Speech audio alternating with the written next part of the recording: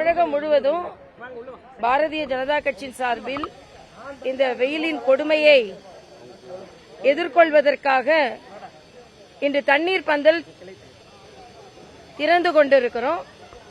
மரியாதைக்குரிய மாநில தலைவர் அண்ணன் நயினார் நாகேந்திரன் அவர்கள் தமிழகம் முழுவதும் சுற்றுப்பயணம் செய்து கொண்டிருக்கிறார்கள். ஒவ்வொரு கோட்டமாக சென்று கொண்டிருக்கிறார்கள். பாஜக தொண்டர்கள் மிகுந்த உற்சாகத்தோடு அவரை வரவேற்றுக் கொண்டிருக்கிறார்கள். இதற்கு முன்னால் பணியாற்றிய சகோதரர் அண்ணாமலை அவர்களுக்கும் நன்றியை தெரிவித்துக் கொண்டிருக்கிறார்கள். ஆனால் இன்றைய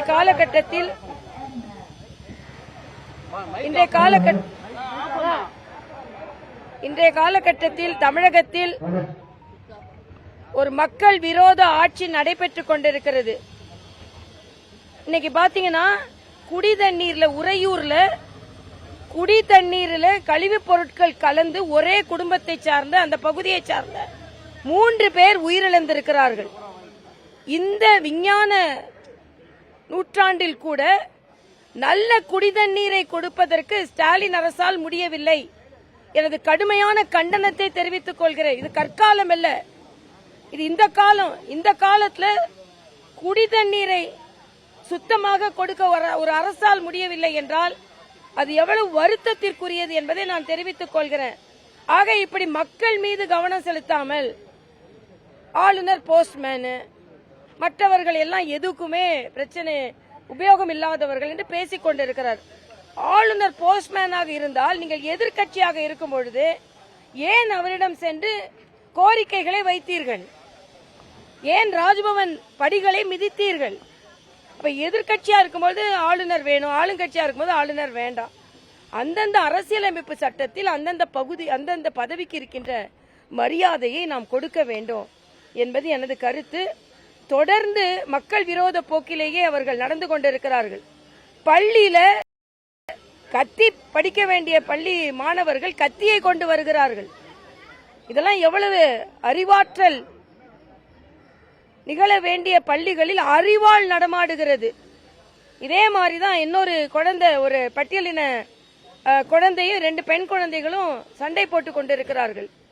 ஆக சாதிய பாகுபாடு மிக அதிகமாக தலைவிரித்தாடி கொண்டிருக்கிறது.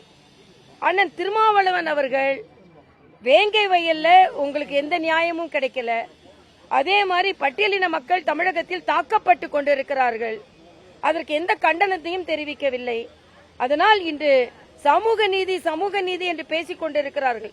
ஆனால் தமிழகத்தில் சமூக நீதியே இல்லை என்பது வெளிப்படையாக தெரிந்து கொண்டிருக்கிறது. அதனால் முதலமைச்சர் அவர்கள் அந்த மாநிலத்தை பாருங்க, இந்த மாநிலத்தை பாருங்க, அந்த பிரச்சனையை பாருங்க, இந்த பிரச்சனையை பாருங்க என்று சொல்வதை விட தமிழகத்தில் உள்ள பிரச்சனை, தமிழகத்தில் சாலை வசதி இருக்கிறதா, தமிழகத்தில் குடிதண்ணீர் கிடைக்கிறதா, தமிழகத்தில் உள்ள பள்ளிகள் நியாயமாக ஒழுங்காக நடைபெறுகிறதா என்பதை பார்க்க வேண்டும் என்று நான் கேட்டுக்கொள்கிறேன். சொல்லணுமாப்பா? இன்னைக்கு வைகோ அவர்கள் கட்சியில ஒரு தீர்மானம் போட்டிருக்காங்க. இலங்கையில் மரியாதைக்குரிய பாரத பிரதமர் சென்று சந்தித்து விட்டு வந்ததை வெளியுறவு கொள்கையை பற்றி ஒரு தீர்மானம் போட்டிருக்கிறார்கள். நான் கேட்கிறேன், உங்க கட்சிக்குள்ள ஒரு சின்ன கட்சி, அதுக்குள்ள உள்ள சண்டையே உங்களால சரியா பார்க்க முடியல. ஆனா இன்னைக்கு 2 நாடுகளுக்கான பிரச்சனையை மரியாதைக்குரிய பாரத பிரதமர் சுமூகமாக சென்று அங்கு எல்லோரும் பாதுகாப்பாக இருக்க வேண்டும் என்ற ஒரு நிலைப்பாடை எடுத்து வந்திருக்கிறார்.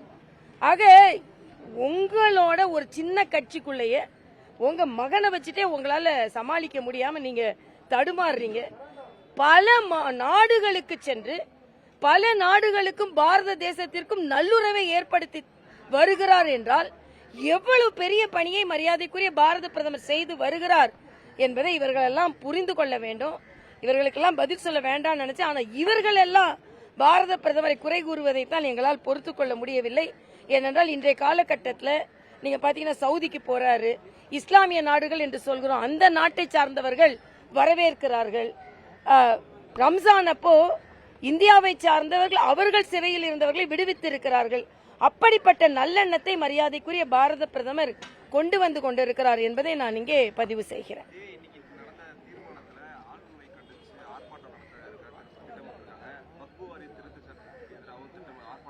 நான் கேட்கிறேன், நான் இதே அண்ணன் வைகோட்டை தான் கேட்கிறேன். இன்னைக்கு தண்ணீர் பிரச்சனை இருக்கிறது, மின்சார பிரச்சனை இருக்கிறது. தமிழகத்தில் உள்ள பட்டியலின மக்கள் தாக்கப்பட்டு கொண்டிருக்கிறார்கள். நான் மறுபடியும் சொல்றேன், திராவிட முன்னேற்ற கழகத்தை சார்ந்தவர்களும் அந்த கூட்டணியை சார்ந்தவர்களும் அடிப்படையில் மக்கள் பிரச்சனைகளில் இருந்து விலகி சென்று கொண்டிருக்கிறார்கள். இதற்கு மக்கள் தகுந்த பதிலடி கொடுப்பார்கள்.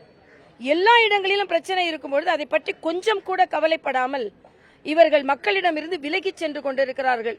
அது திராவிட முன்னேற்ற கழக கூட்டணியா இருக்கட்டும், திராவிட முன்னேற்ற கழகமா இருக்கட்டும். அதனால மக்கள் நலனில் அக்கறை செலுத்த வேண்டும் என்று நாங்கள் கேட்டுக்கொள்கிறோம்.